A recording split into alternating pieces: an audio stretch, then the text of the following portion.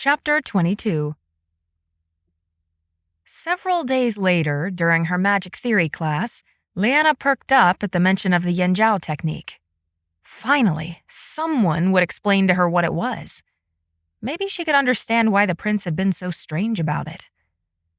The Yanjiao technique is one of our oldest and most effective techniques for breaking spells, curses, and the like, said the master. Depending on the spell or curse at hand, it may not always work. In many cases, however, it is worth an attempt if you or a comrade ends up in a compromising situation. Performing the technique is very simple. It only requires a kiss on the mouth. A common misconception is that this kiss must come from a true love, but that is simply a tale invented by bards and propagated through entertainment. In reality, any kiss on the mouth will work. It is not wholly uncommon to find yourself in situations needing to perform or receive the Yanjiao technique. Liena turned her scarlet face down to her notes.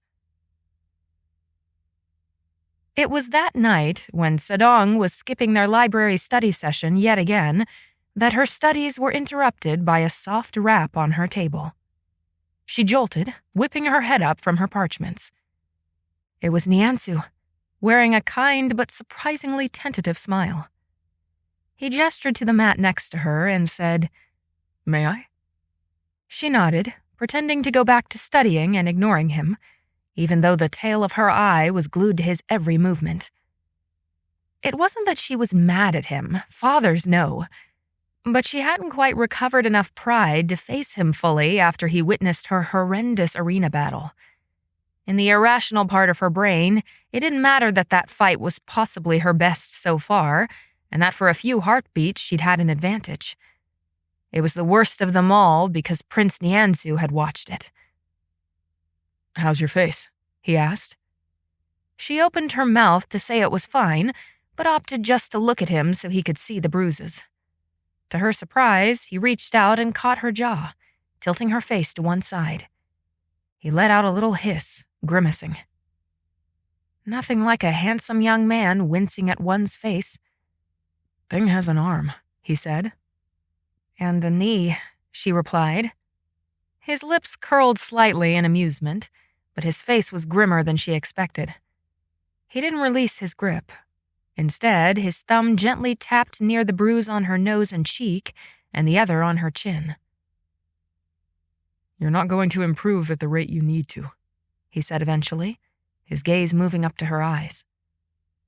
She swallowed and twisted her face out of his grasp, settling her unfocused gaze on the parchments in front of her. "I know." "Can I help you?" She startled. A peek at him revealed he wasn't kidding, that he was serious. She let out a deep sigh and put down her quill. "I don't know how you can help." "I'm good at combat, aren't I?" She lifted a brow at him and he flashed a grin. At the sight of that dimple, she was hit with a sudden wave of boldness. With a saucy smile, she replied, "You certainly are, Highness." He narrowed his eyes at her, playfully. She chewed her lip and glanced away. "And I teach many of the younger students. I'm quite the qualified help, if I do say so myself." But how could she phrase her question? Why would you help someone like me? She finally landed on, "When would you have time?" His eyebrow lifted and he leaned his elbow on the table, propping up his head with his hand and giving her a roguish smile. "What about now?" "Now?" "Of course. Why not now?" "Wherever would we practice? It's too late to practice in the pits, and we can't practice in the gardens." He flashed his dimple and cocked his head to one side. "I've got just the place. What do you say? Are you in?" She hesitated, glancing back at her studies. But who was she fooling? It wasn't like her language arts class needed her attention nearly as much as her combat. With a deep breath, she peeked up at the prince and nodded. "Splendid," he said. "Follow me." "We're going to get in trouble," squeaked Liena. "We'll be fine," said Niansu. "Where's your cloak?" I don't have one. They didn't give you one when you came? Want to use mine? Oh no, I'm not cold. He reached out and his large hand closed over hers. She nearly leapt out of her skin at the contact and his startling warmth. You're not cold, my elbow, he cried in a hushed voice. Miss Ice Fingers. She bit her lip as he swept his cloak around her shoulders. It was so large it pooled on the ground by her feet. He clasped it at her throat and then pulled the folds around her as though wrapping her up in a snug blanket. The garment nearly swallowed her whole. You'll warm up when we practice, he said with a grin. You're sure we won't get caught? Absolutely positive. How are you positive? Because I'm the prince. Not even the shadows from the overhanging roof of the stables could hide how the moonlight caught on his mischievous smile. Not even her uncertainty could stop her own little smile from responding to his. Just follow my lead, he said. She expected him to bend forward, perhaps reduce his tremendous size to sneak into the stable doors. Instead, he strode right out into the open, right into full view of the guards standing at attention. They saluted the prince, standing straighter. Nianzu nodded at them and said, I'll be back in a couple of hours. If students come looking for me, send them on their way. If masters come looking for me, just tell them that I'll be back in a couple of hours. No worry. The guards nodded. One pointed at Liena creeping out of her hiding spot and said, What about her? She stopped. Nianzu glanced back at her and shrugged. Preferably don't tell about her. Not unless they specifically ask about her. To Liena, he said, Is Fang going to come looking for you? She shook her head, hoping the sudden pang she felt at his question wasn't evident on her face. He returned to the guards again. Should be no problem. Which of these horses are on their rest days? Liena waited, twisting her hands deep into the folds of Nianzu's enormous cloak as he talked to a stable boy and started to select 2 horses. He shot a quick glance at Liena. Have you ridden before? She shook her head. Just 1 horse, then, he said to the stable boy. Her stomach immediately wound itself into an even tighter knot. When the horse was saddled and ready, the prince turned and gestured her to come forward. I suppose we had different ideas of what breaking into the stables and stealing a horse looked like, she said dryly. He grinned and mounted in one swift motion. It snorted in response, flicking its tail impatiently. He leaned down and offered a hand to her, and she hesitated at first. That is a very big horse, she said. Quit stalling. With a deep breath, she placed her hand in his. Now what? She managed, glad suddenly for the darkness. He shifted their grip so they held each other's forearms. Foot in the stirrup, try not to trip on that cloak, and swing your leg over the saddle to mount up behind me. I'll give you a lift. Liena was very surprised when they managed it on the first try, but her thoughts eddied from her brain when he said, Wrap your arms around my waist to hold on. I'd rather you didn't fall off. I have no intention of adding to the collection of bruises on your face. As if being pressed up to his back wasn't close enough. But if she delayed, it would betray her fluster. So, squeezing her eyes shut tightly, she slid her arms around his midsection and braced herself. At first, she held on because His Highness commanded it. When they left the stables, however, she held on for dear life. Do you have to go so fast? She said into his shoulder. She felt rather than heard his chuckle rumbling through his back and into her chest. We aren't even cantering, Liena. Oh. She wasn't sure what a canter was, but apparently it wasn't very fast. She held on tighter as they rode out of the academy complex, terrified that masters would come chasing after them at any moment and demand they return to their dormitories. They didn't, and soon thrill swallowed up her fear as they were enveloped in the winding darkness of the Suguan streets. Her first time free of the academy since she'd come here. The city was so much larger than she realized, and quiet at this time of night. They came across a few patrolling wardens that Nianzu pointed out. Many graduates become wardens, he said. Protectors of our cities and villages. She knew what a warden was. They had them back even in her home village. But she didn't say anything, content to listen to his low voice carried along in the cold breeze. Lanterns hung outside empty market stalls, bright against the night. Everything was deep blackness and warm yellow. She twisted around to see the mountain rising behind them, casting the academy into deeper shadow.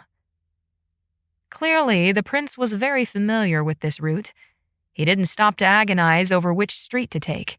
He simply knew, and around them, the fine homes near the palace corridor drifted into humbler abodes. Further, and the scent of the ocean grew stronger. She smelled salt and brine strung on the wind. It was beautiful.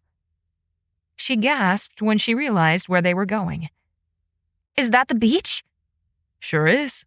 What do you think about a nice oceanside training session? She hadn't meant to squeal. Perhaps it was the wind, or the wild bit of rule-breaking rebellion burning in her blood, or the heat of his cloak around her shoulders and the warmth radiating from his back. But squeal she did, and the moment Nianzu helped her dismount, she was racing toward the waterfront. She kicked off her shoes, letting them go flying behind her, and unclasped the cloak, too. She shrieked the moment the icy waters washed up on her bare toes. "Cold, cold!" Nianzu laughed. When she glanced back, he was tethering their horse to a tree on the edge of the beach. He kept grinning as he removed his own shoes and picked up his cloak from the sand and slung it over the saddle. "Oops, sorry. I hope I didn't," she started to say, robes hiked up around her calves. "You'd better get ready," said Nianzu with a playfully stern expression on his face. He cracked his knuckles, widened his stance, and lifted up both hands toward her. "We're not wasting time." Her eyes went wide and she skittered away from the waterfront. "Wait, but I'm not ready!" He'd already charged, and then she was staring up at a starry sky, lying in a bed of sand. "Your enemies won't wait until you're ready," Nianzu was saying, standing over her. "You have to be ready even when you're not ready." She glared at him. "Up," he said. "The longer you delay, the more advantage you give me. I could have killed you so many times by now." She stared up at him, and something snapped inside her. So much pent-up frustration from these last few months, from all her failures, from being so behind, from being humiliated so many times. It all came bursting for release. Did it matter that she was behind, that she had failed so often before now? No, it didn't. Failure wasn't going to be her story. She wasn't giving up on arena battles. She wasn't going to become like Zedong, who went into his battles believing he'd already lost. No, she hadn't lost until she lost. Until that moment, she could win. She rolled up, got her feet under her, and faced the prince. "Neutralize your stance," Nianzu ordered. "I can tell from how your feet are positioned that you will dodge right if I come for you." What had he said about enemies not waiting until she was ready? She darted forward. Nianzu yelped, dodged, and flipped her onto her back in a flash, but as she lay in the dirt, she saw his raised eyebrows, his parted lips. She was up before his face split into a grin. "Good, excellent use of surprise. Now you need to learn how to leverage that surprise on someone of my size. Do you know what one of your biggest weapons is against me?" My brain? He snorted. "Well, I suppose, yes, if you can outsmart me. What I meant, however, was your leg. My arms are longer than yours, so I can land a punch on you at a distance that you can't even come close to me. You can use your leg to bridge that distance, to land a kick at me that will keep me further away from punching you in the face. Your goal is to keep your distance and keep moving." Back and forth, he charged and showed her how to better block, duck, and stay out of his range. Instructed her on offensive techniques that required speed and surprise, that would give her leverage over a stronger opponent. "Your enemies will force you into a defensive position and will back you into a hard spot," he said, charging at her so she stumbled backward into the frigid ocean. She gasped at the cold, and before she knew it, she was tripping over her own feet. She flailed her arms, desperately trying to regain her balance before she plunged into the icy waves. "Careful," the prince said, catching her around the waist. Her fall stopped, the tips of her hair touching the water. And suddenly, she was staring up at Niansu's face framed by starlight, held suspended over the water by his arms. Her feet froze in the water, but she hardly noticed. He was staring at her too, his mouth open and all trace of stern instruction gone. His brow pinched slightly as his eyes roved over her face. They came to lock on her eyes, their dark depths seeming to swallow her whole. "You are..." He started to breathe. Her mouth went dry, her own eyes trailing down to his lips. She thought... No, she couldn't think.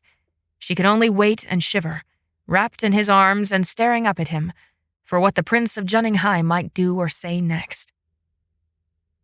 He closed his eyes, breaking their contact, and gave his head a little shake.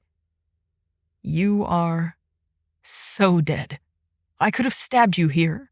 He shoved a pretend knife into her ribs, all the way until his fist bumped her side. "Or here." This next slice was across her neck. "I could have stabbed you straight in the chest, or if I'd held a knife in my other hand." She pushed out of his arms and stumbled to shore on numb feet. She flashed him her driest smile. "Thank you, Highness, for not butchering me." When he met her eyes, his brow was knit and his eyes seemed made of glass, too reflective in the night. He trudged out of the water, ignoring the wet trail of his robes as he came and sat on the sand. He gestured to the spot next to him. "Will you sit with me?" Why did he ask that? He could simply order her, and she would do it. She sat by way of answer. He was quiet, staring out at the expanse of the ocean. Liena tried to find the point the water blended with the night sky in the distance, but it all melted into darkness. She drew her knees up to her chest and wrapped her arms around them, glad for the exertion. Otherwise, her entire body would be as frozen as her toes. "Liena," he started to say, then trailed off as if he wasn't sure where he intended to go. "Yes?" He turned to look at her, and what she saw in his face wasn't the bright and cheery prince who strode around the academy like he owned the place. He looked older, more worn, and heavier. He glanced away and sighed. "Sometimes, I just don't think I can do it." She waited. And waited. Finally, she whispered, "Do what?" "Be emperor." Oh. She couldn't fault him for feeling that way. Not one bit. At the same time, when she looked at him, she saw the glimpse in her last vision. Of him, tall, mighty, firm, with the magnitude of an emperor. And from what she'd heard and seen, his magic was like none other. A magic that could single-handedly destroy armies. "Why?" she asked softly. "Why don't you think you can do it?" He was silent for a few moments, before chuckling ruefully. I see my father. I see who he is, how he is so..." He shook his head again. "And here I am, stealing a stable horse for a jaunt down to the beach with a girl." Why did that make her flush? She stole a glance at him, and didn't think these feelings of inadequacy came from this particular jaunt to the beach. "When I first arrived," she said, "you were called out of class to visit the glorious emperor." It was a question, even though it was a statement. "You saw that?" She nodded. He gave another rueful chuckle and sighed, before evading her question. "I think I noticed you, was drawn to you at first, because when I saw you, in some ways I felt like I was looking at myself, watching you work so hard, even though you were almost predetermined to fail. Like that combat class when I had you pinned. Sometimes that's how I feel about being emperor. Like none of this will truly prepare me for it, and that nothing could prepare me for it. I suppose I feel like I'm being set up to fall on my face. Not unlike what I just did to you tonight. I knew you weren't going to beat me, but that didn't stop you from trying, now did it?" He was looking at her now. She could only chew on her lip and tighten her arms around her knees. When the silence persisted, Liena said, "One might call me delusional." Or perhaps just the sort of thing I needed to see in my life. She couldn't look at him. Didn't dare look at him. "I don't think you need to worry too much about being a good emperor," she said quietly. "Not that it matters at all what I see." "What do you see, Liena?" She started to twist toward him, to glare at him for fishing for compliments. But when she met his gaze, she saw a vulnerability shining there, as if he truly didn't know what she thought of him. She frowned. She couldn't very well tell him exactly what she saw, now could she? At least handsomeness was no indication about the sort of ruler one might be. She wasn't obligated to share that little tidbit. "You aren't arrogant," she started. He snorted. "I mean it. The fact that you would choose to associate with someone like me speaks to your humility, which is an often overlooked trait in a leader." Not that she had any idea what she was talking about, but Pa had said something like that before, and it made sense to her. "Someone like you?" He looked genuinely puzzled. Did he expect her to spell out for him that she was a low-born, half-barbarian millet farmer with weak, unpredictable magic?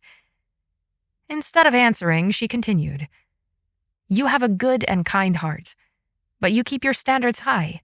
For people, for me, for the academy. You don't leave the work to everyone else." She stopped because he had scooted closer, and he was grinning. "What?" she snapped, arching away from him. "I wasn't expecting you to patch up my ego so thoroughly." "Patch up? I was only answering—" He interrupted her. "I don't think I've ever told you this, but I like listening to your voice. Your accent is very... I like it." Her face flushed crimson, and it was so hot she could have believed the prince held his dancing fire up to her cheeks. No, he certainly had never told her that. She ducked her head. "What is that necklace you always wear?" he asked, a smile still in his voice. Her fingers instinctively went to grasp the beads. "My necklace?" "You touch it when you're nervous. Makes me think it's important to you." "Oh," she said lamely. "I didn't realize it was so obvious." "Don't blush so. It's nothing to be embarrassed about. May I see it?" She unclasped it and handed it over without protest. Anything to get his eyes off her red cheeks. How could he tell that they were flushed? It was so dark. This was absolutely unfair. Niansu took the necklace, and it looked so tiny in his large hands. He fingered the beads, then squinted and brought it closer to his face. "Is this a lotus? For your name?" She nodded. "Who gave it to you?" "My family. Technically Lao Lao, but it was Pa's money that she'd spent, and it was Ma's fault they all went to the market together, so Liena figured it was fair enough to call it a family effort." He handed it back. "Do you miss them?" "Every day." "When will you see them again?" She shrugged, hoping that movement disguised the sudden emotion clogging her throat and filling her eyes. The prince sat back, staring at the ocean. "You don't have enough tangus for the return journey?" She shook her head, ducking her head once more. He sniffed. "At least that is easily remedied. Would you like to go during the academy's off-season? In a few months?" She blinked through tear-studded lashes at him. "What?" His eyebrow lifted, and he sighed as he leaned back until he was laying on the sand, hands clasped under his head and one knee bent. "One of the advantages to being the future emperor is that I have a rather significant coffer to my name. And it's not like I have much to spend it on." She turned toward him so sharply he half flinched. "No, you cannot! I couldn't ask it of you. My parents always taught me to not be in debt to anyone, and I know they would certainly panic if I'd indebted myself to the crown prince." What? You think I would ask for repayment from you? Truly, Liena, you wound me. He pressed a hand over his heart, and she rolled her eyes before she could remember that he was the prince. I won't ask for something I cannot pay for, she replied. You're not asking. I'm giving. Shall you not receive my generosity? How could she explain the sort of pride of poor people? That they took pride in having little or having nothing because that little was provided by themselves. That they took pride in knowing that they depended on no one. There was little dignity as it was in being poor. But becoming a charity case meant humbling oneself, admitting they needed another's help. It didn't make complete sense, but for someone with no dignity, one had to hang on to those bare scraps. She shook her head. You are kind, Highness, but he rolled into a sitting position, planting a hand on the ground between them and leaning closer. Why did he keep coming closer to her? It made no sense. It was almost as if he wanted to be close to her. Then I'll make a deal with you, he said, smirking. I will give you the funds for your journey home if you agree to indulge me every night for the next 2 weeks and train with me here. Every night? His grin went lopsided. I drive a hard bargain. But what about exams? What if I need to study? Then you owe me another night later. She scowled at him. He lifted a brow. And here I was, thinking you liked being around me. Apparently my presence is more offensive than I originally thought. She tried to glare at him, but couldn't keep a straight face. She twisted away from him, hiding the way her mouth melted into a grin. I don't understand you, Your Highness. Better enjoy my mysteriousness now while it lasts. Soon you'll think me a demented dragon. She whirled toward him. I will not. Why would you ever? He caught her wrists, grinning. And to her own surprise, she didn't resist him. In fact, she wouldn't resist him if he drew her even closer. We ought to head back, he said. Wait, she said, more vehemently than she intended. He stopped, let go of her wrists. Something gleamed in his eyes, like the stars in the midnight sky above them. Yes? Maybe she shouldn't ask this question. Maybe she should let it go. But it had been plaguing her ever since the first time he'd studied with her, and after trailing Tsadong, she wasn't willing to let this opportunity slide. She needed to know her friend was safe. The look on your face is making me nervous, said Niansu. Tell me about black magic, Liena blurted. He stared at her, a mix of horror and shock on his face. She caught him off guard, enough that when he tried to school his face into neutral bewilderment, she wouldn't accept it. When we were talking about magic theory classes, you said they teach everything except something. You cut yourself off. You were talking about black magic. Liena, don't. I know you don't want to tell me, but I need to know. His eyes nearly burned straight through her. Why do you need to know? She stopped, her tongue catching. If she told Niansu about her suspicion, what would happen to Tsadong? She didn't even know the penalty for wielding black magic. Somehow, she knew it was a price no one would want to pay. You mentioned it, she said helplessly. You said it wasn't covered in our class. I'm just curious. He didn't buy it. Not for 1 second. The look he gave her was utter skepticism. Do you know someone who is using black magic? He asked, his tone dark and serious. She shook her head, staring up at him, silently pleading with him. There was nothing she could say to convince him, so saying nothing was her only hope. She held her breath. He let out a sigh, jaw working as he shifted his gaze to the ocean. Serves me right for being an idiot and letting that slip. She waited, hoping he couldn't hear her thumping heart. I will tell you under one condition and one condition only, that you never, ever speak of this to anyone. Because it's illegal, and I don't want you getting into trouble over it." She nodded. "Promise me?" he said sternly. Why did making promises to Niansu feel like betraying Zedong? Even though she did it to protect her friend. She did it anyway. "Promise." Another sigh and a moment of hesitation later, Niansu began.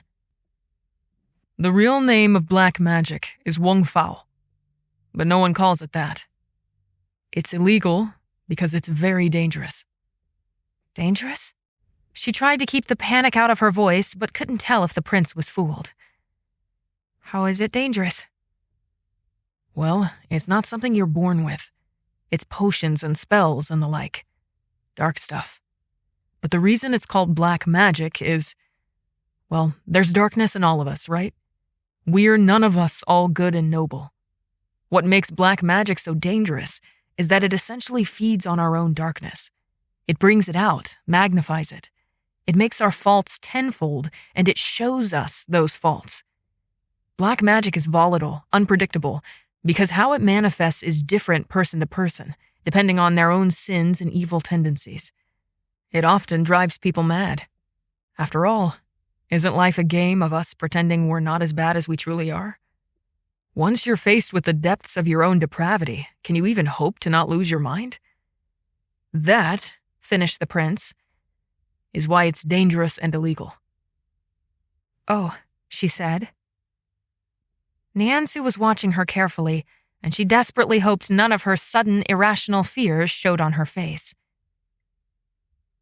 "This isn't taught at the academy," she said, more of a question than a statement. "Of course not. It's taught nowhere. Nowhere except some dusty old tomes that are hidden away from the students. Now, if your curiosity is sated, may we head back? Or do you have any other Empire secrets you would like me to divulge?" The bite in those words was subtle but sharp. She flinched slightly, tilting her head back as she mumbled, "Forgive me, Highness. I shouldn't have—" "That was cruel of me," said Niansu quickly, shaking his head. He stood up, dusted sand off his robes, and offered her a hand. "It was my own fault for letting it slip, and I shouldn't begrudge you for that. Forgive me?" By way of answer, she placed her hand in his, letting him draw her to her feet.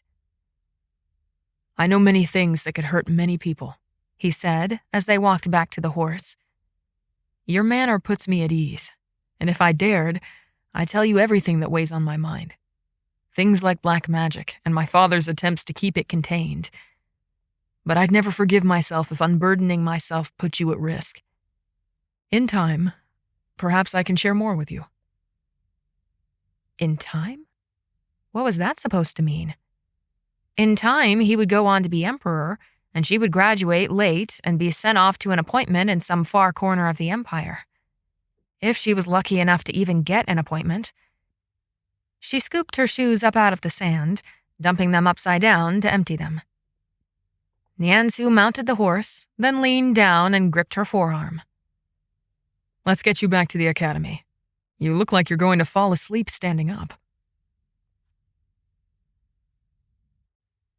Chapter 23. "Hey, you need to wake up." Someone was poking her hands. The entire world was groggy, like she was trying to work her way through a vat of oil. She groaned. That insistent voice kept plucking at her awareness, but all she could think about was how warm and tired she was. "Liena." "Huh?" She tilted her face up, still not opening her eyes. "We're almost back to the academy. You need to wake up." "Academy?" "Sit up and open your eyes." She obeyed, albeit very slowly and with another series of groans. It took her a moment to register that she was atop a horse, leaning against Niansu's back, her arms wrapped around his waist, and his cloak about her shoulders. "Oh," she said. "Forgive me, He craned his neck back to say, "It's late and we've both had a long day." She nodded, using every last bit of her strength not to lean forward again. They arrived back at the stables within a few minutes, and Niansu helped her dismount before following and handing off the reins to the stable hands and thanking the guards. Then he turned toward her and held out his hand. My cloak, if you don't mind. I'd let you keep it, but it might be conspicuous. She glanced down at the garment's edges trailing on straw and nodded. But that didn't make her any less regretful to undo the clasp and hand its warmth back to him. She tried not to shiver too obviously. Follow me, he whispered, and darted out into the night. She followed, still slowly waking up. Unlike when he approached the stables, Niansu kept his back hunched and his eyes alerted to the stillness of the academy. She kept close to him, attempting to stay in his shadow. He slipped onto one of the porticos, made for the nearest door, and beckoned her inside. She immediately recognized the corridor that led to the library. Not too far down was where it branched off toward the girls' dormitories. Niansu slid into the shadow of a pillar, taking her elbow and drawing her in close. This, he said with a mischievous glimmer in his eye, is what I like to call Operation Phoenix Feather. Get back to the dorms without being caught. Do you do Operation Phoenix Feather often? A lopsided grin was his only answer. She huffed a silent chuckle. Funny how the world didn't seem quite as cold as it had before. Operation Duck, Niansu hissed suddenly, dragging her with him from behind the pillar into an empty classroom. He slid around the back of the door and pulled her into the cramped space after him. What? She demanded. He was a great big lump of shadow, but she could still see how he lifted a finger to his lips. His mouth quirked. She tried to stifle a giggle. Her giggle vanished the moment she heard footsteps. Niansu tensed as those steps came closer. He shifted his stance, planting one forearm on the wall as though to make the two of them take up less space. His attention was fixed on the crack in the door, the very barest hint of light catching on the severe cut of his jaw above her. The footsteps continued past them. She sagged, realizing only now how tense she had grown. Niansu's head swiveled down to her. She caught a flash of teeth in the dark. See? His low voice rumbled. Operation Phoenix Feather is always loads of fun. It was dark, too dark to see clearly, but she saw when the light in his eyes shifted as he stared down at her. She was suddenly painfully aware of how close they were, how dark it was, and how he looked at her. They weren't even touching, but her skin flamed with the mere possibility. He lifted one hand, and for a gloriously terrifying moment, she thought he would touch her face, trail the rounded edge of his knuckle down the curve of her cheek in a gentle caress. But at the last second, he planted his hand on the wall instead, encasing her in the space between his arms. If she tilted her chin up, would he kiss her? Was she brave enough to find out? Then, voices. She tensed, glancing up at Niansu with a small smile. He responded by pressing a finger to his lips as he tried not to grin. Who would have thought the Crown Prince of High was so fun-loving? To her dying day, she would be glad she had an opportunity to participate in his games. Nothing would come of this infatuation of hers that may or may not be one-sided. But for now it sent her heart racing, her blood thrilling, and her mind spinning. And then one day, when she settled down with some good, nobody young man to build a life, she would remember these moments. These moments when she came alive, when her whole being sparked with heady excitement. The voices grew louder, and when Niansu grinned and cupped his ear to pantomime eavesdropping, she nearly let out an exposing snicker. And when he noticed and immediately covered her mouth with one of his huge hands, giving her a pretend rebuking glare, she burst into a blush that swept to her toes. "What? I wouldn't," said one of the voices. A girl Liena didn't recognize. "You wouldn't?" the other girl gasped. "Absolutely not. The Crown Prince is going to have a harem full of women. He may be handsome and smart and powerful and whatever else, but I don't want to be one of the hundreds competing for his attention." Niansu's hand over her mouth tensed, then slid away. But the voices continued. Even if he was the emperor? Even then. Oh, I would. I don't care if I'm 1 in 1,000. If he would give me even a fraction of his attention, I'd die happy. And then you get to watch him summon all the other beautiful women the rest of the time? The first girl scoffed. It would be worth it.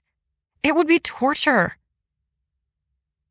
The voices faded away, disappearing around a bend in the hallway toward the girls' dormitories.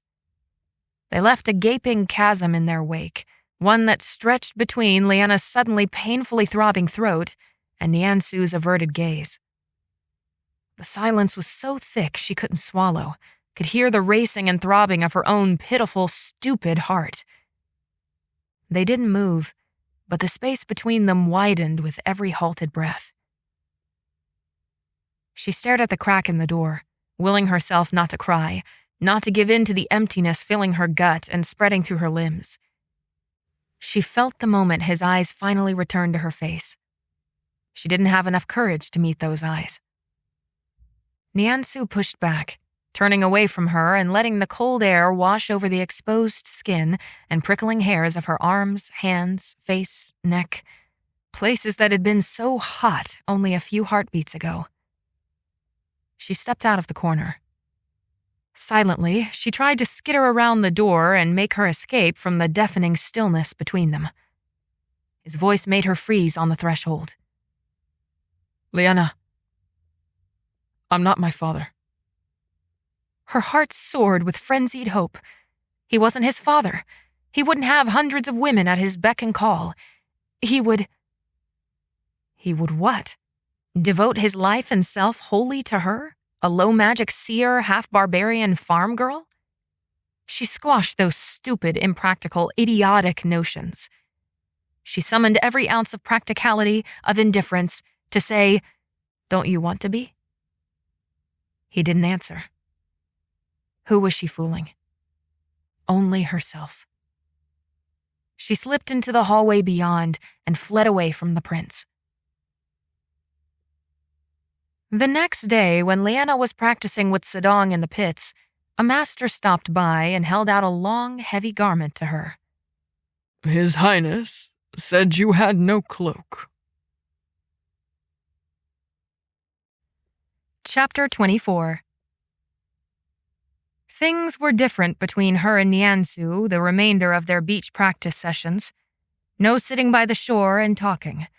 Everything was much more professional, distant, and transactional. It was her fault. She was the one who had allowed herself to be too friendly, too easy around him. She had forgotten her place and was determined to never forget it again. With each practice, he was progressively harder on her, to the point that it became her goal to not break down into tears. It didn't matter if she fell on her face a dozen times.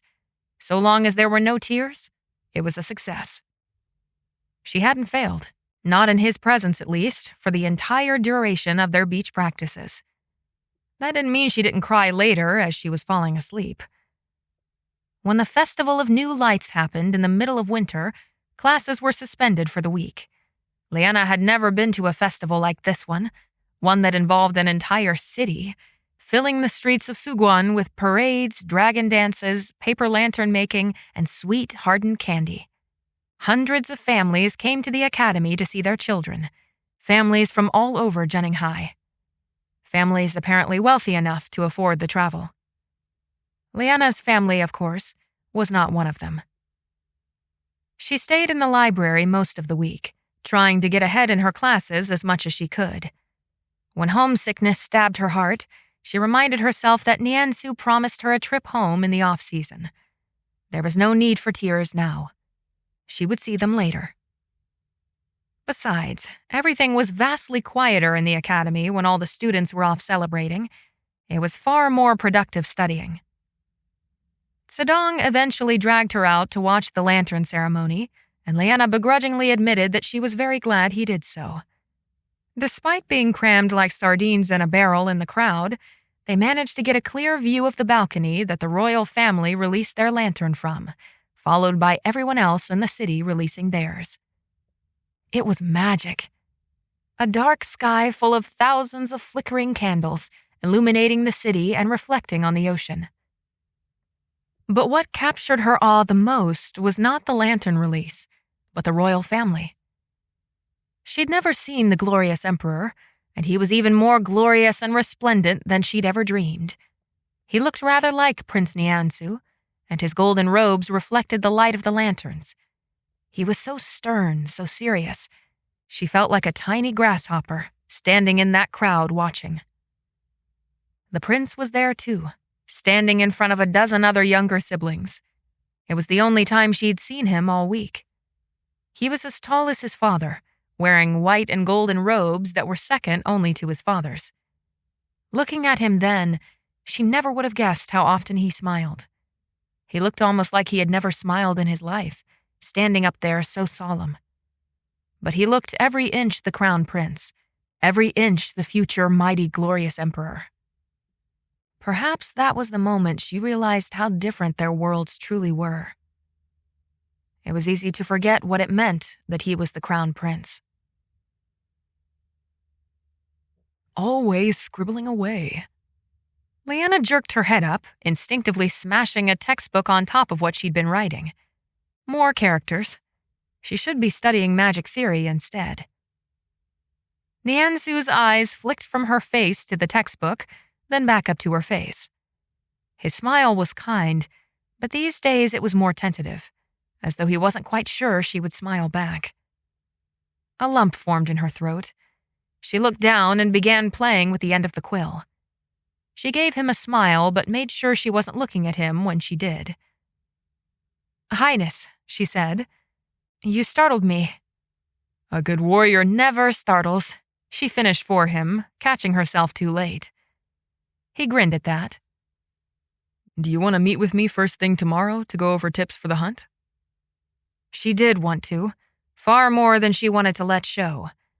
But she shook her head ruefully. "Zedong and I are meeting to practice first thing tomorrow." Was that disappointment on his face? She wasn't sure. He shrugged. Zedong can probably answer most of your questions.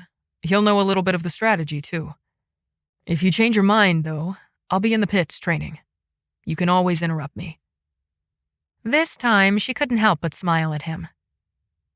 "Thank you." I'd stay to study, but I can't tonight. I guess I'll see you at the hunt, if not sooner.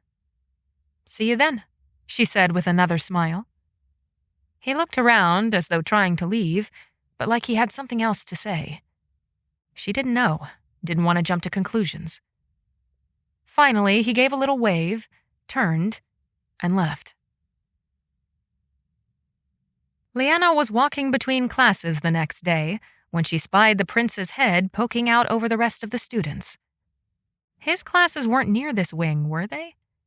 She didn't remember seeing him before between these classes. Her pulse quickened, even as she ducked her head. She didn't think he'd seen her, and perhaps she could slip on past him easily enough. He navigated the crowd, coming straight toward her. But he wasn't looking at her.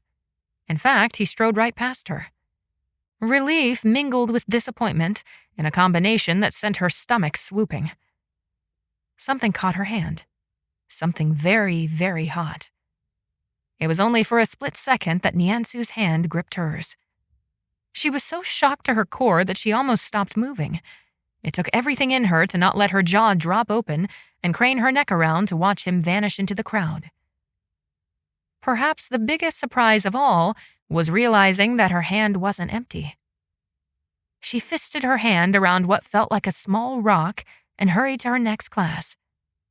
Only once she was safely seated, with all her study materials set out on her desk, did she open her palm and see what Niansu had slipped to her. It was a wooden bead. Bewilderment, mixed with a gnawing suspicion, hit her. Was this for her necklace? Did he want her to wear it? Brow furrowed, she rolled it over in her palm. There, painted on the bead's front, instead of a lotus like the one she already had, was a tongue of fire. Chapter 25. There are different approaches to the hunts, said Zedong the next morning as they sparred in the pits. Some people try for glory, and others for survival. Liena's blow lost its momentum, and Sedong easily evaded her. Survival? Of course. That's what happened to one of the students 2 years ago.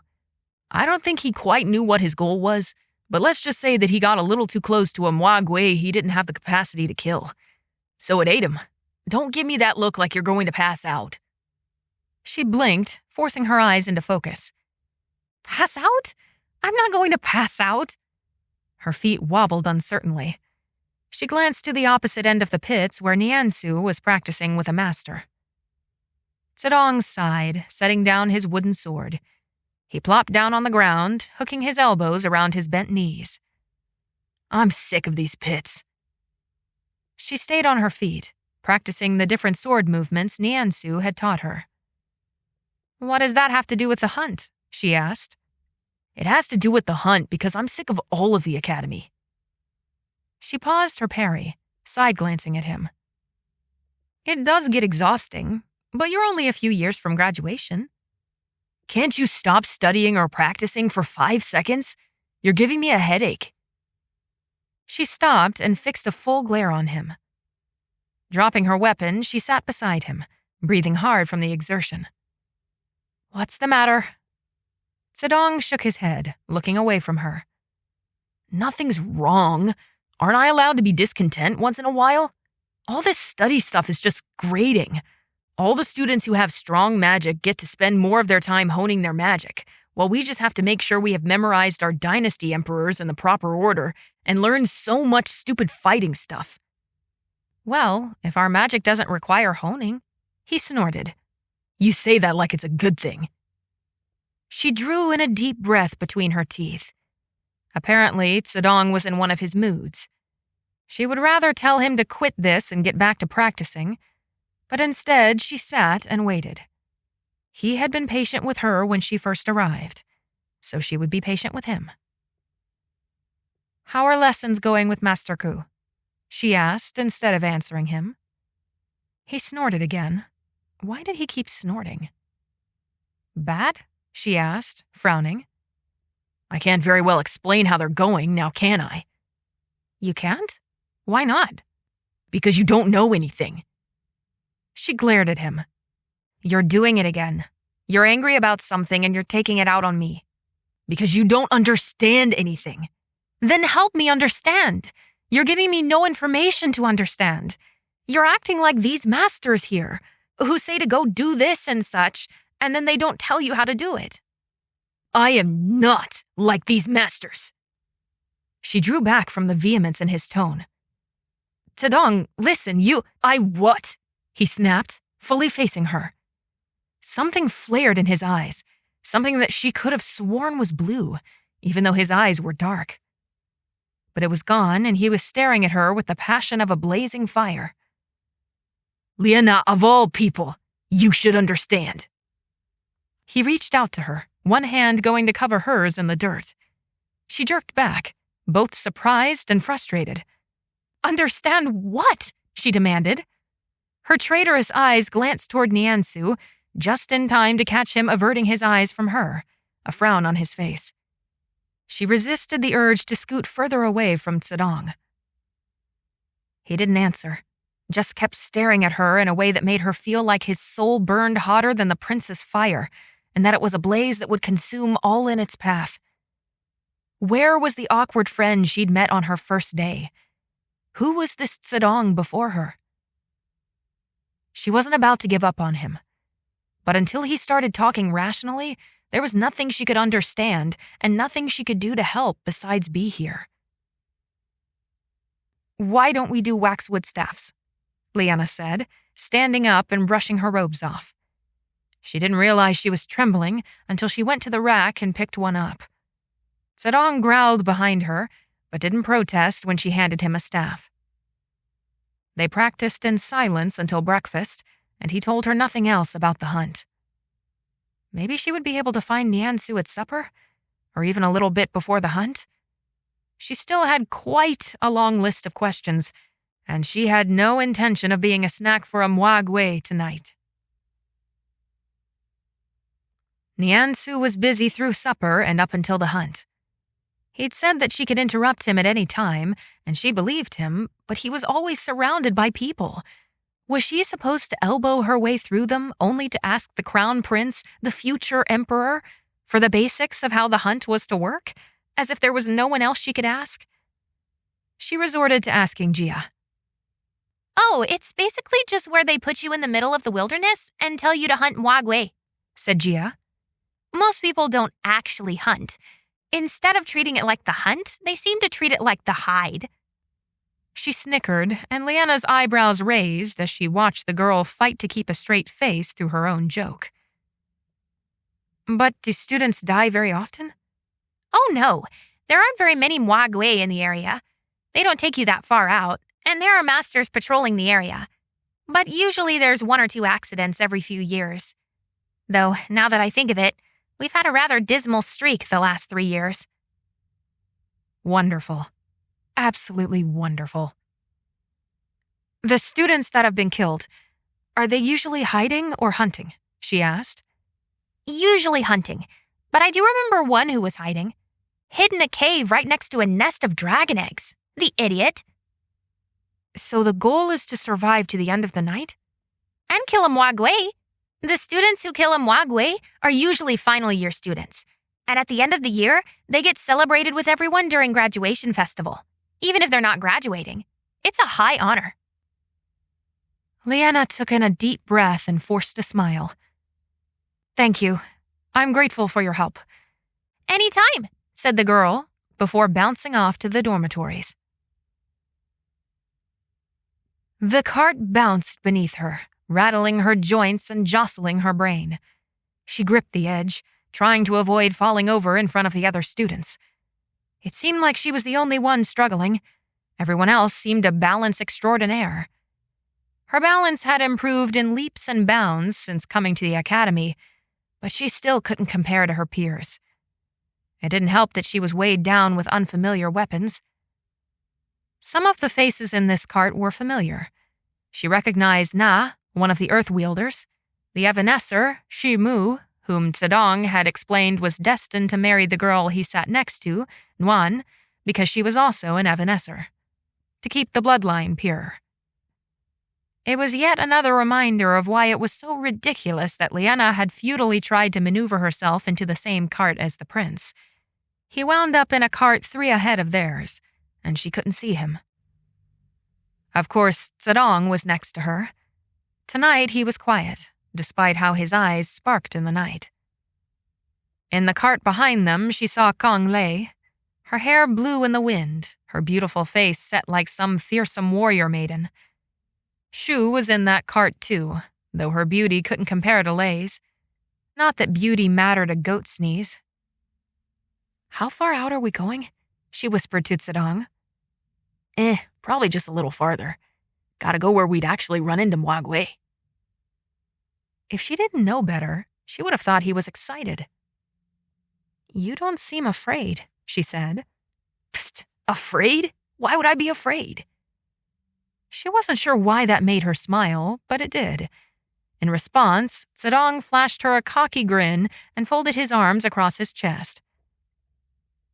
"If you're afraid," he said, leaning a little closer, "you can just stay by me." "I probably will," she answered as she fixed her gaze forward. "You're just hiding, right?" "Hiding?" he scoffed. "Of course not. I'm hunting this year." Her knuckles whitened as her grip on the cart's edge turned frantic. "Wait, you're hunting? But you and I are no good at fighting. If we can't beat other students, how can we beat a monster?" "You forgot that I did win my last arena battle." How could she point out that that was the only arena battle he'd won this year, and it was against someone younger than him? There wasn't a way to point it out without offending him, so she said nothing, only swallowing thickly. If she didn't have to cling to the railing so tightly, she might have touched the beaded necklace around her throat. Especially the new bead that rested on the cord now, its little painted flame turned inside. "Off!" cried the master driving the cart. Liena's heart immediately leapt into her throat, and she froze as the other students climbed out of the cart and dropped to the ground. She scanned the gathering group of students, found Niansu's tall form bent in conversation with a few others. Maybe she could ask to stay close to him? But he would be hunting too, wouldn't he? Besides, she wasn't sure she could forgive herself if she left Sedong alone and something bad happened to him. "Come on," said Sedong, poking her shoulder. "You don't have to be worried. I'll keep you safe." She met his gaze and paused as she studied those dark irises. He meant it, and he believed it, that he could protect her. He offered her a hand down from the cart.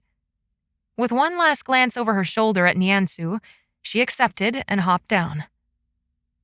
The masters herded the students into one large group, shouted a few last-minute basic instructions about how far they could go, to be especially wary of fox spirits, and so forth. With a piercing whistle, the hunt was begun. Before Liena could think, Sedong grabbed her hand and started pulling her off in one direction, deeper into the wilderness as the other students dispersed around them. She glanced back to see Niansu heading another way. He seemed to be looking around the group of students as he went. Was he looking for her? It didn't matter. What did matter was, "Sedong, where are we going?" "To the west side. That's where more monsters are." "But I don't want to find any monsters." Stop being so scared. Just keep your eyes open. I'll do all the fighting." She was starting to feel worse and worse about this situation. This seemed the exact sort of way to become a warning for the next round of students. But she couldn't leave Sedong now, and with each step he dragged them further into the wilderness until she couldn't tell right from left and up from down. It was so dark. It was like the night games, but far more terrifying. "I've heard finding a water source is a great way to find Mwagwe," whispered Sedong, tugging her closer to his side. "They need to drink, after all. I was looking at some maps earlier today, planning, and there's this stream that runs through this part of the wilderness. If we can just find it..." "You are planning for this?" "Of course. You think I would run into a situation like this unprepared?" "Yes, I did think you would." He gave a dry snort. "And you're the one always giving me grief about being encouraging." "I can't help it if you start acting differently. What am I supposed to do? Expect the unexpected?" "Of course. I'm turning over a new leaf, Liena. No more losing battles. No more hiding during the hunts. No more of that. I'm winning from now on. I'm going to be a top student before you know it." Why was this declaration more disconcerting than assuring? She should be very glad to hear this. Should be glad her mopey, unmotivated friend finally caught a vision. She couldn't be glad, however, that she let herself be dragged deeper into the middle of nowhere. "Phoenixes should be the easiest to spot," said Sedong in a hushed whisper, "since they're bright and burning. Dragon scales should catch the moonlight easily. Aren't we so fortunate that the moon is full tonight? And plus, they're smaller. Qilins are big enough that even in the dark they should be visible, especially since they usually travel in herds." "I'm worried about fox spirits." He waved a hand. "I wouldn't worry too much about one of those. I was reading that they're not very common here." "You were reading this?" "Stop sounding shocked, Liena. I told you that I'm turning over a new leaf." "But what if we come across the one or two fox spirits in the vicinity? It would be so hard to tell, since they could show up as anyone and easily deceive us. We might think it was a classmate or a friend." Liena shuddered, glad for the darkness to conceal the way she reached up to touch her necklace. She wouldn't ever forget the sight of Sedong's tear-streaked cheeks and puffy eyes through the grate of that peep window in the Mwagwe dungeon. "Quit fretting. We'll just do what they taught us in class whenever we see a person. We'll look for discrepancies." It was useless to keep fighting. Liena let the subject drop and prayed desperately that she would survive this night. Tomorrow's classes were going to be utterly miserable. "You hear that?" Sedong asked, his head perking up. "No." "The water. We're close." "What do we do once we find the water?" "We lie in wait." That was actually a much better plan than she expected. One that she wasn't as terrified about. She could find a safe little nook and perhaps even take a nap while Sedong sat up and watched his stream for his monsters. A part of her twinged with guilt. She touched the sheathed knives in her belt, the strap for the broadsword slung across her back, and the unfamiliar jian holstered at her hip. She should probably try to hunt a monster rather than take a nap. But surely a girl could pick and choose her battles, right? Next year, or the year after, when she was more confident with these weapons and her own skills, she could consider hunting a Muagway. A memory hit her. The words of Master Zhang when she first arrived. "Sweet girl," he'd said. "You are one of the most likely candidates for monster fighting. You do not have battle magic, and you are a low magic wielder. You will likely be given a post in a village, and you will be little more than a deputy, fighting crime and monsters alike. When you have visions, you will be required by law to submit them for review. Is it the most practical matching of magic and skill to an appointment? No. But that's the way things are." She drew in a deep breath, eyes flitting every which way, and forced back the memories that insisted upon plaguing her.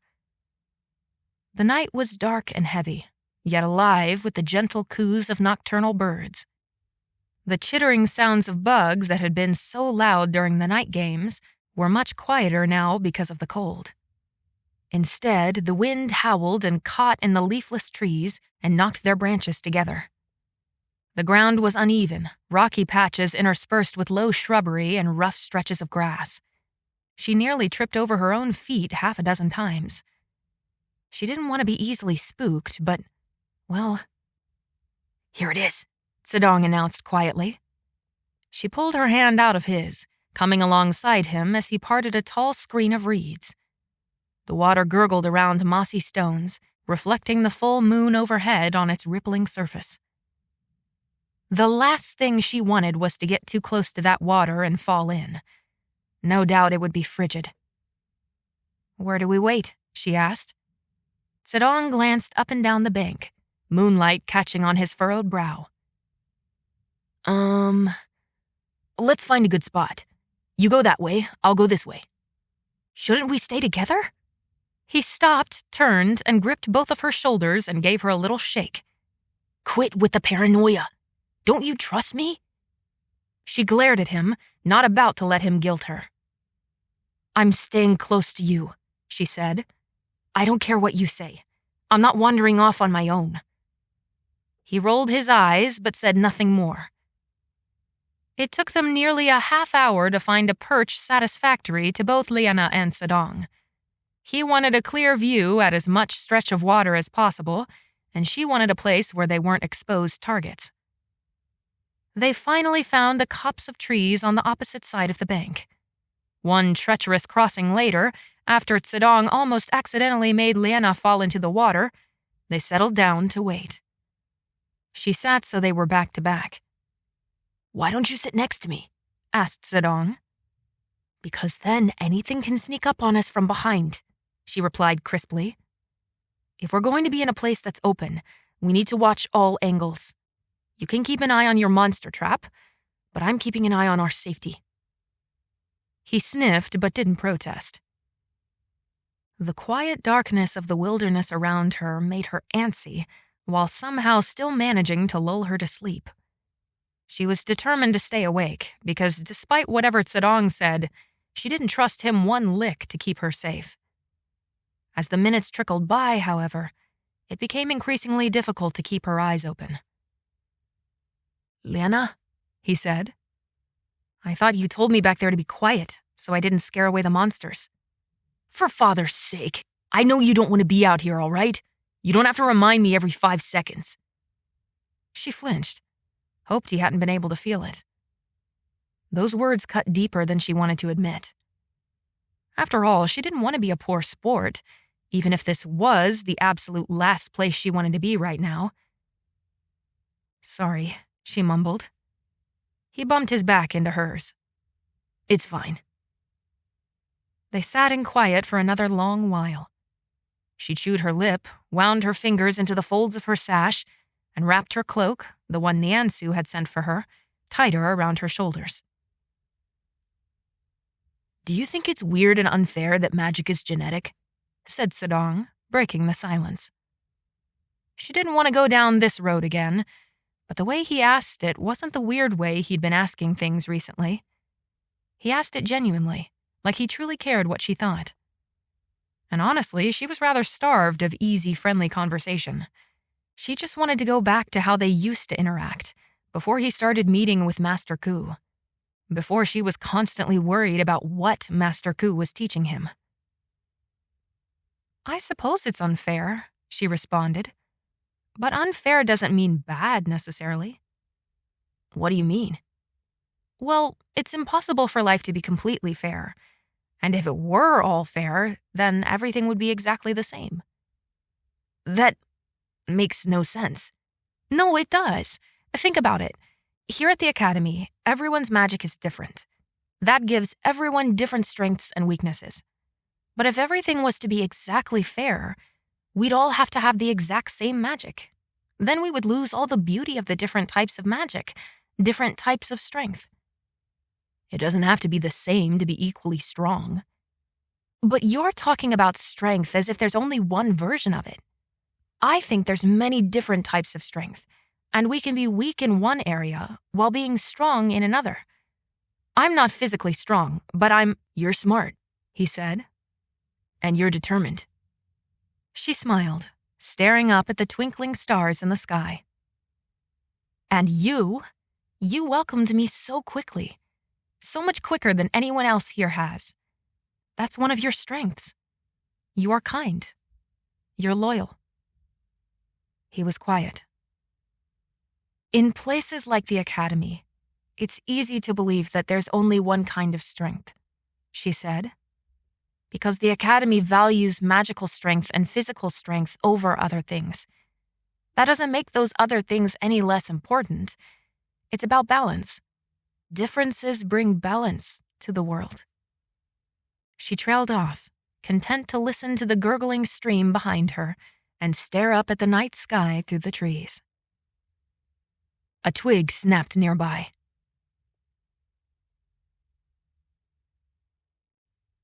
Chapter 26. Zedong straightened behind her. She got to her knees, staying crouched. "What was that?" she whispered. Her blood hummed with a terrified rhythm. "Not sure," he said, slowly standing. He unholstered his jian and fumbled to knock 2 arrows in their slots. "Best to arm yourself," he whispered. Liena patted her jian, then her knives, and ran her tongue over her dry lips. Which one should she use? She'd rather that she didn't need to use any of them.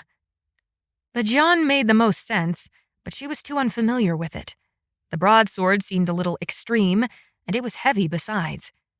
She opted for what she figured was probably her most useless weapon, one of the 3 knives in her belt. It made her feel better than the other options. Zedong crawled closer to the stream while Liena's eyes frantically searched both sides of the bank for any sign of movement. The reeds waving, the rush of the cold wind around them, and the burble of the stream, all of it so innocuous, sent her skin crawling. She smelled smoke long before she saw anything. "Phoenix," said Zedong eagerly. "Or a dragon." "Or a fire-wielding student?" "It is not a handsome prince, Liena," he snapped. "Wait here. I'm going to investigate." No, wait!" But he had already darted down the riverbank, abandoning her. Liena shivered, her blood pounding, her eyes strained against the dimness, looking for any sign of anything that might possibly be alive. It wasn't until the last sounds of Zedong's quick movements faded that the moonlight caught on glimmering scales. Her heart nearly exploded in her chest then and there, but she forced herself to breathe. She crouched beside a tree trunk, eyes zeroed in on the silver flashing on the opposite side of the bank, downstream from her. Her eyes widened in their sockets as she watched a creature nuzzle its way through underbrush until it reached the stream's edge. It was still partially hidden, but she could make out a long, silvery snout, a sinuous neck, and talon-tipped front claws. Slitted eyes like a cat's blinked in the night. The smell of smoke grew stronger, and Liena watched as it submerged its mouth into the water, causing it to sizzle and steam into the night air. It was a dragon. A dragon come for a drink. She wouldn't panic, would not panic. After all, it didn't know she was here. It was rather occupied with taking its drink. Should she try to kill it? It seemed like an idiotic notion, one that could easily get her killed. But then again, when would she ever have a chance like this again? Could this change things for her? Make her less of a nobody? Was it stupid to think she might be able to make more friends if she'd killed a dragon? Perhaps it would bridge the gap between her and some of the other students. Whatever the reward, she had no intention of being stupid. If that dragon looked up and saw her, it could blast her into oblivion. The image of an amethyst dragon hide hanging on a hook in Master Ku's office flashed before her mind, and the image of a scarred, eyeless socket. She had to do this very, very carefully. Without moving, she ran through the weapons on her person. Despite how unfamiliar she was with it, she opted for the John. It was the only thing she had that could shoot. She trusted her knife-throwing skills even less than her ability to line up a pair of sights, even though she'd only fired a John a handful of times and hadn't yet had a class dedicated to archery. Her movements were clunky, awkward, and painfully slow. Her first task was to load the weapon without alerting the dragon. She gritted her teeth, trying to even her breathing as her heart rate skyrocketed. The dragon sank its talons further into the muddy bank, scooting closer to get better access at the water. Now she saw the tips of its wings over the top of the shrubs it hid in. Half-folded wings that wafted in the breeze and glistened in the night like precious metal melted down to liquid.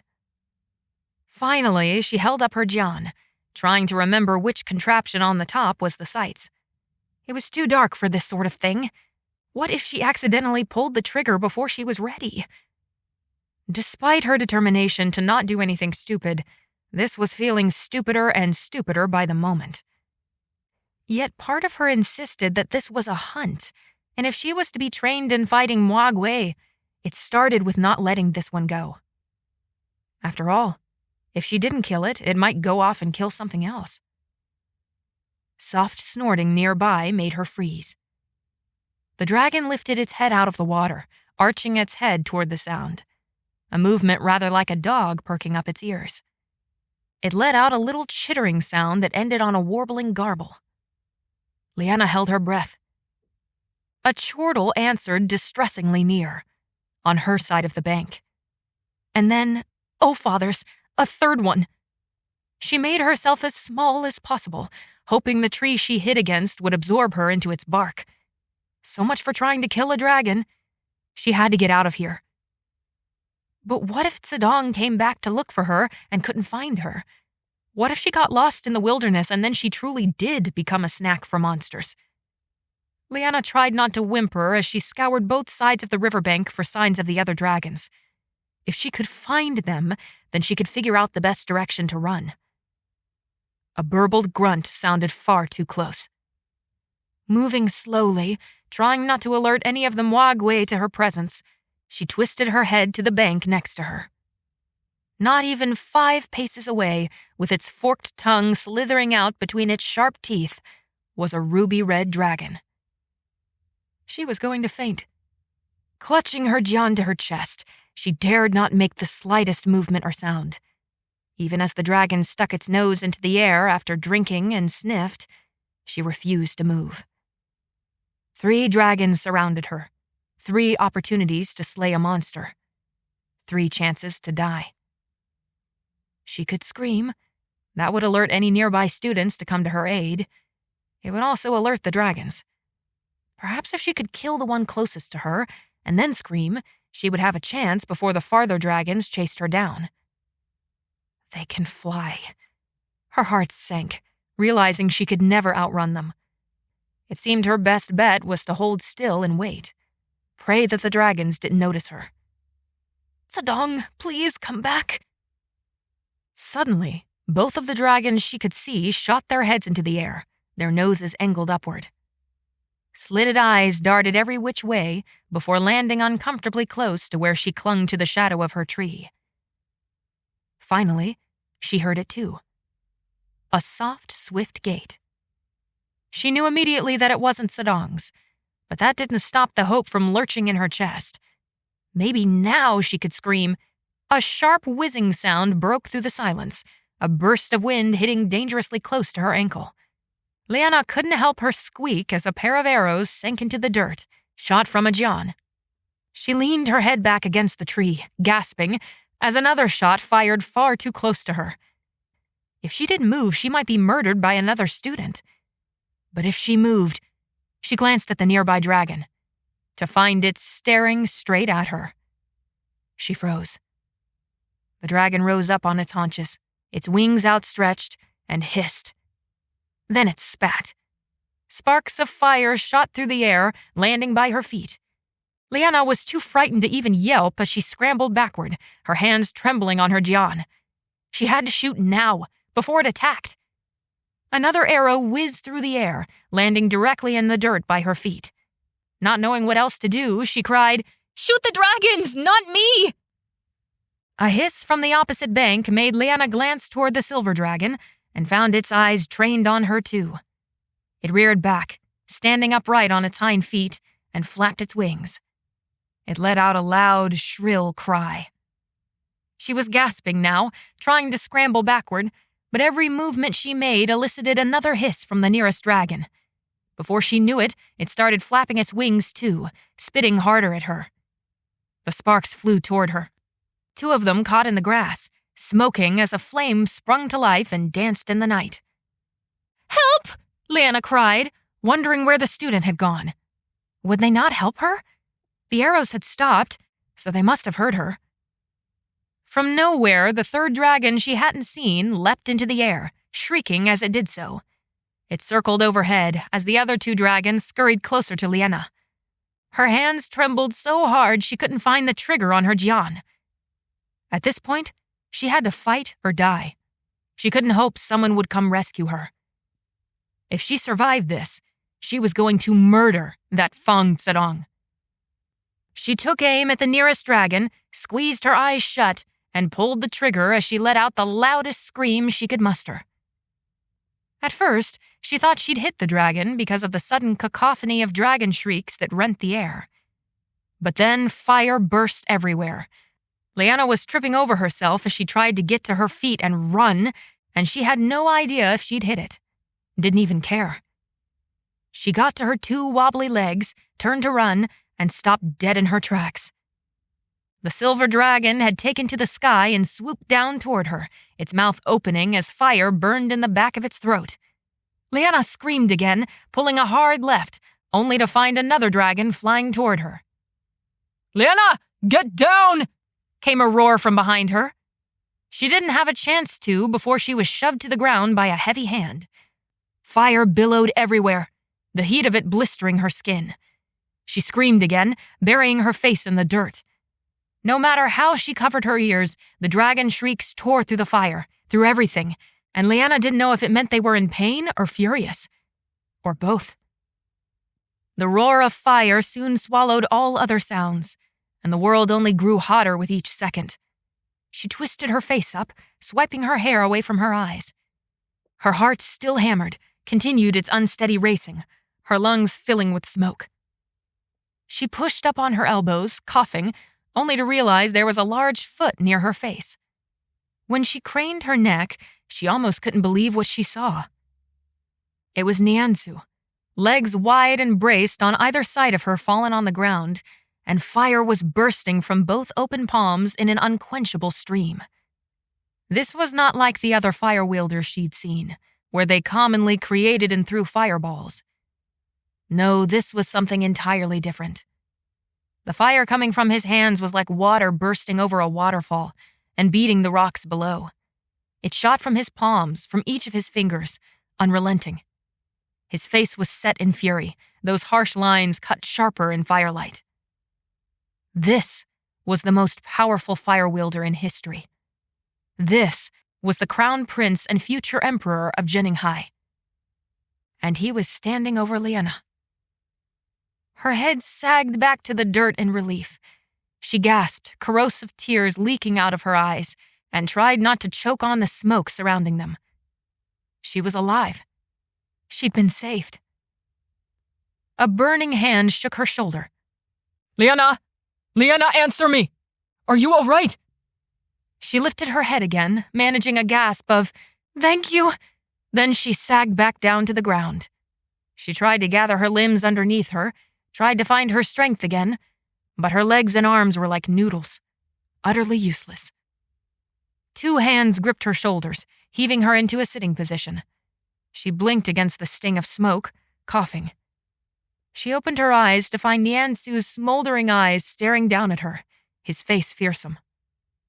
Hold this over your nose, he said, pressing a cloth to her face. With that, another arm slid under her knees, and Niansu swept her up into his arms and turned back toward the stream. Each step was purposeful, jolting through her quivering body, and his hands burned, but she couldn't be anything but desperately relieved. He crossed the stream, walking straight through the icy current. His step never faltered once, his grip on her tight and secure. She'd nearly died, but she had never felt safer in her life than she did now in the arms of the Prince of Jenninghai. She nestled her face deeper into his chest. Her heart ached even as her lungs burned. This moment would be so fleeting. Before she would know it, she'd be set on her own 2 feet and made to walk on her own. And once that happened, would he ever take her into his arms again? Best to savor this now. Best to not let this moment of feeling home pass her by. More voices and footsteps clouded her awareness, but she didn't want to face any of them. She gripped his tunic in her fist, breathing in one ragged breath after another. We need a riverbender, said Niansu, his voice rumbling against her cheek. Does anyone know where Master Shui is? Han Ying or Jadala? He shifted his grip on her, hoisting her up so he held her more firmly. I saw Jadala over. Prince Niansu! Niansu turned towards several sets of pounding footsteps. When Liena peeked up at him, his face was so stern she immediately pressed hers back against his chest. There were scattered orders all around to find the master or student with water magic powerful enough to put out the fire. In the midst of this, there was a dry master's voice. Well, young highness, that is quite a fire. She opened her eyes and twisted, enough to see the billowing fire that was now devouring the vegetation on the other side of the stream. Its smoke columned into the sky, blacking out the stars and moon. I overreacted, said Niansu. A more targeted approach could avoid such widespread damage in the future, replied the master. But I think they found Jadala, and he'll be able to put the fire out. Liena! At the sound of that familiar voice, Liena's head jerked up. Niansu glanced down at her, then up at Sedong as he practically stumbled over himself to her. Liena! Is she hurt? Fury as hot as the prince's raging fire burned in her gut. Now he was concerned about her? Now after he abandoned her? I'll take her to the medics to be sure she's all right, said Niansu. I can take her, said Sedong. The prince's arms tightened around her. No need. With that, he brushed past Sedong and strode off. Word came not long after that the fire had been put out. They had found 2 dragon carcasses in the aftermath. One of the dragons had an arrow through its shoulder.